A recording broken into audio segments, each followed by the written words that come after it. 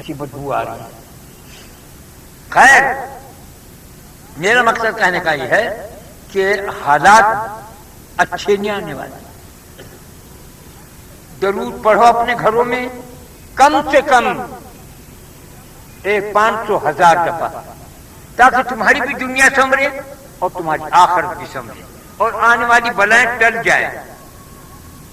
جب خدا کا گھٹا چڑھ کے آیا کرتی ہے تو ہوا ایسی چلا کرے بعد دفعہ کہ بادل پھٹ جاتے ہیں. تو بھائی یہ حال ہونے کو ہے خطرناک. یہ آج مجھے جب میں کبھی درود شریف پڑھتا ہوا ہوں یا نماز میں جو چیز میرے دل میں آتی ہے وہ ہیبت ناک ہوتی ہے، وہ خدا کی آواز ہوتی ہے، وہ خدا اپنا راز بعض دفعہ فاش کرتا ہے میرے دل میں نماز کی حالت یا درود پڑھنے کی حالت. آج یہ آنے کی حالت خراب ہونے کو ہے. اب تم کو یہی تاکید کرتا ہوں کہ درود شریف اتنا پڑھو کہ آنے والی بلا پھٹ جائے، ٹل جائے، ادھر ادھر ہو جائے. جس طرح سے بچ گئے تم طوفان سے، وہی تمہارے دشمن، مسلمانوں کے دشمن، ایمان کے دشمن انگریز وہی کہتے ہیں کہ موت ہے یہ کہ کراچی بچ گیا، ورنہ تو اس کا وہ حشر ہوتا جو آج اس کا ہوا ہے احمد آباد کا.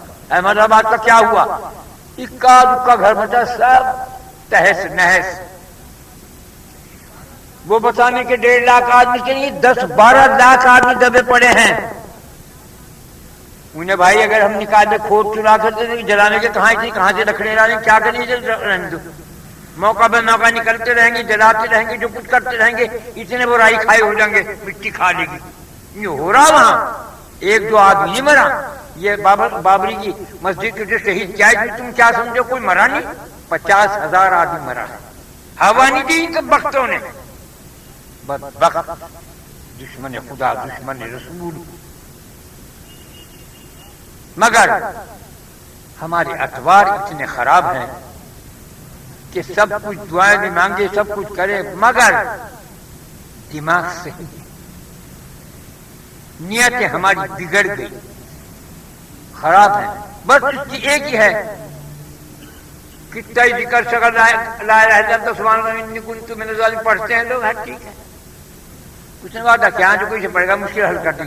لیکن درود کی بات کو جو درجہ حاصل ہے وہ آیت کریمہ کو نہیں. جو درود پڑھے گا 1 دفعہ میں 10 دفعہ رحمت بھیجوں گا. جو پڑھے 10 دفعہ میں 100 دفعہ رحمت بھیجوں گا. جو پڑھے 100 دفعہ میں 1000 دفعہ رحمت بھیجوں گا. وہ پڑھے 1000 دفعہ اس کی جان پر، اس کی ہڈی پر، اس کی کھال پر، اس کے بال پر، اس کے گوٹ پر حرام دوزخ اور دنیا میں مالداری، آخرت میں سرخروئی. مقصد کہنے کا جو میں بات آج کر رہا ہوں، آج جو چیز ظاہر ہوئی، مجھے خدشہ ہے. میں گورکھ دھندا آدمی ہوں. یہ جو تمہارے پیر فقیر بیٹھے نا کھاؤ کھجور، ایسا نہیں ہے. نہ مجھے پیری کہنے کا شوق ہے، نہ مجھے کوئی تمہارے پیسے بٹورنے کا شوق ہے. مجھے تو ایک چیز چاہیے، ایک. وہ کون ہے؟ ذات خود وحدہ لا شریک لہ. یہ جنت جنتوں کو، دوستوں کو دوزخ، دنیا والوں کو دنیا داری. مجھے اگر تو دے سکتا ہو اے دوست تو تیرے سوا کچھ نہیں مانگتا. جہاں رکھے گا جس طرح رکھے تیار. اس لیے میں جو کچھ ہدیے نذرانے بھی بعد دفعہ دیتا ہوں، اسی لیے تم کو فائدہ. زکوٰۃ کے پیسے بھی دیتا ہوں اس لیے کہ غریبوں کو دے دوں جو آتی ہے. اپنے لیے کچھ نہیں چاہتا. میرے پاس تو کچھ نہیں. صبح ہوئی آنا آ گیا، شام تک ختم. اب اگر تم میری جا کے تلاشی لوگے، شاید کہوں کہ 5-4 روپے شاید کہیں کو پڑے پا جانے ہے ہی نہیں. صبح کو آئیں گے تو خرچ ہو جائے گا. میرے پاس کوئی پیسہ نہیں، میرا ہے ہی نہیں. میں ہوں ہی کسی کا نہیں، نہ پیسے کا، نہ اولاد کا، نہ مال کا، نہ جمال کا. صرف میں اس کا ہوں جس نے مجھے پیدا کیا. اس لیے وہ کوئی میری حاجت کو روکتا بھی نہیں، میں اس سے کبھی مانگتا بھی نہیں. کیا مانگوں؟ تو جانتا نہیں کہ میرے دل میں کیا ہے. اس دل کے اندر کون سا درد ہے، اس دل کے اندر کون سا سوز اور ساز ہے اور آواز ہے، اسے تو جانتا ہے. زبان سے کیا کہوں، کہتے ہوئے شرم آتی ہے. میری چوبڑی اس لائق نہیں کہ میں تجھ سے کچھ مانگوں. جو کچھ تو نے عطا کیا، آنکھ دی، ناک دی، صحت دی، زندگی دی، اس کا میں نے کون سا شکر ادا کر دیا جو میں تجھ سے مزید کچھ مانگوں. میرا منہ نہیں ہے، مجھے شرم آتی ہے. میں نہیں مانگتا.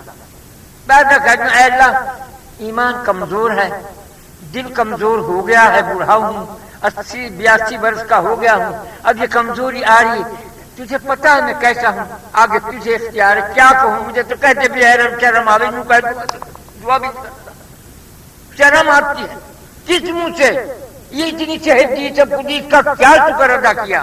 ایک آنکھ کا آدمی کو اگر 1 کروڑ برس کی زندگی ہو تو صرف آنکھ کا شکر ادا نہیں ہو سکتا، لیکن اس کے قربان جاؤں اس نے کیسی آسانی کی۔ جو بندہ یوں کہتے کہ الہی تیرا شکر کی کوئی انتہا نہیں اور ہم تیرا شکر ادا نہیں کر سکتے، ہمارے میں کہاں طاقت ہوگا، تم نے شکر کا حق ادا کر دیا۔ یہ اس کے کرم کی بات دیکھو، وہ کیسا خدا ہے، اس کی اداؤں پہ مر جائے۔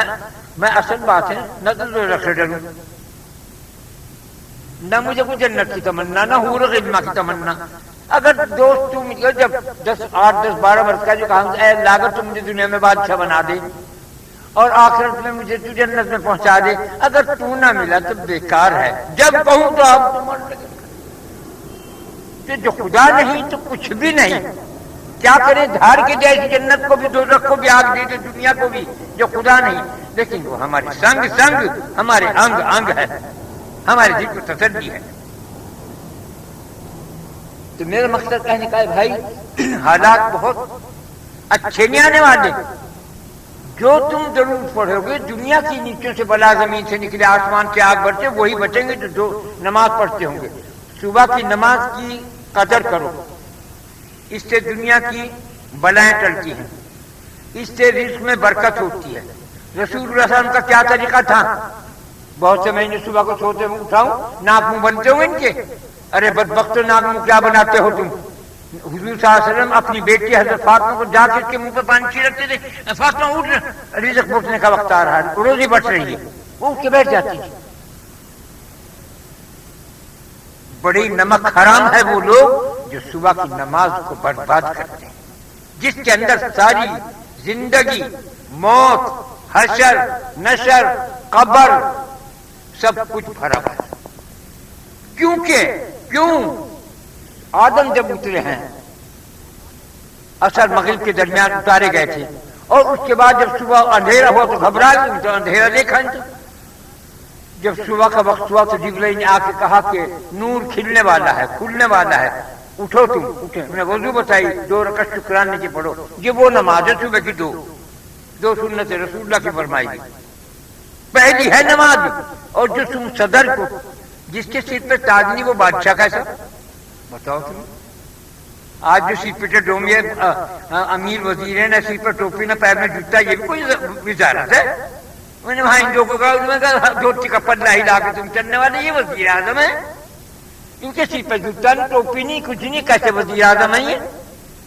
وجاہت، پہلے لوگ بادشاہ تاج پہنتے تھے، آدمی کی، مرد کی وجاہت ہے پگڑی سے، تاج سے، ٹوپی سے، عورت کی عزت ہے دوپٹے سے، دوشالوں سے، زرد کپڑوں سے۔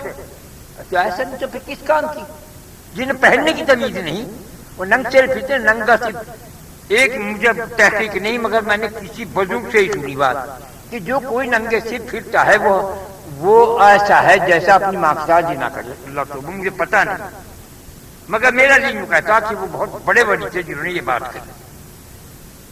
حالانکہ یہ بات ہے کہ ننگے سیر کبھی حضور صلی اللہ علیہ وسلم باہر نہیں تشریف لائے، یہ تو ہم ان سب چیزوں کو چھوڑ دیں، لیکن جب کبھی آتے، کوئی ملنے آتا، کوئی آپ باہر جاتے، فوراً دستار مبارک رکھتے، اور جو پانی ہوتا تشت میں آئینہ نہیں ہوگا تو تشت کے اندر جو پانی بھرا ہوتا اس میں اپنے چہرے کو دیکھ کے دستار کو کرتے۔ حضرت عائشہ پوچھا یا رسول اللہ آپ بھی چلے؟ کہنے کہ ہاں، تجمل کو خدا پسند کرتا ہے، وزیداری کو خدا حسن جمال کو پسند کرتا ہے، وہ خود حسین جمیل ہے، اس لیے حسن جمال کو پسند کرتے ہیں۔ بدوجیوں کو مت اختیار کرو، جب تم سے کوئی مل جائے اچھی وجہ سے ملو تاکہ اس پہ اچھا اثر پڑے، اور وہ اگر تم دیندار ہو تو تمہارے دین کا اثر پڑے۔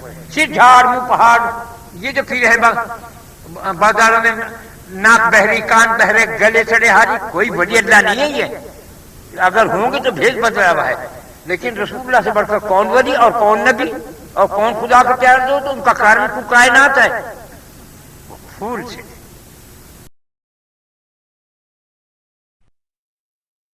جتنے تمہارے ہاتھ ہیں یہ پھول ہے اس کے اندر 1 2 3 4 یہ 3 دفعہ بسم اللہ، یہ 3 دفعہ درود شریف اور 3 دفعہ قل اللہ پڑھ کے ثواب پہنچانا ہے، ہدیہ نذرانہ۔ بسم اللہ الرحمن الرحیم۔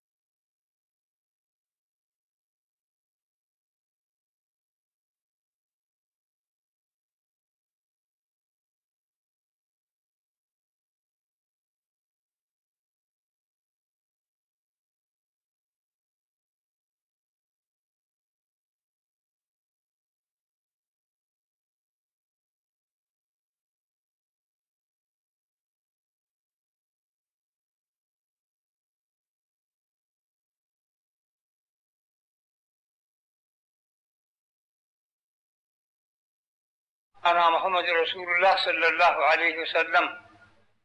اے اسلام سب نے جو کچھ پڑھا ہے پڑھنے کا ثواب ہدیہ نذرانہ جناب رسول اللہ صلی اللہ علیہ وسلم کے روح مبارک کو پہنچ جائے۔ ان کے صدقے سے فیض سے ہمارے صغیرہ کبیرہ جان بوجھ بھول چوک گناہوں کو معاف فرما دے۔ اے اللہ ہمارے دین میں، ایمان میں، اسلام میں، صحت میں، زندگی میں، رزق میں برکت عظیم عطا فرما۔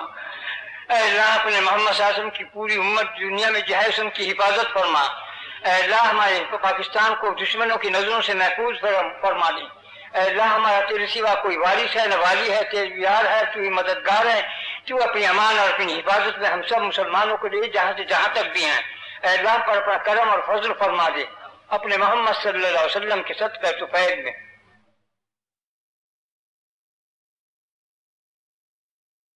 برحمتک یا ارحم الراحمین۔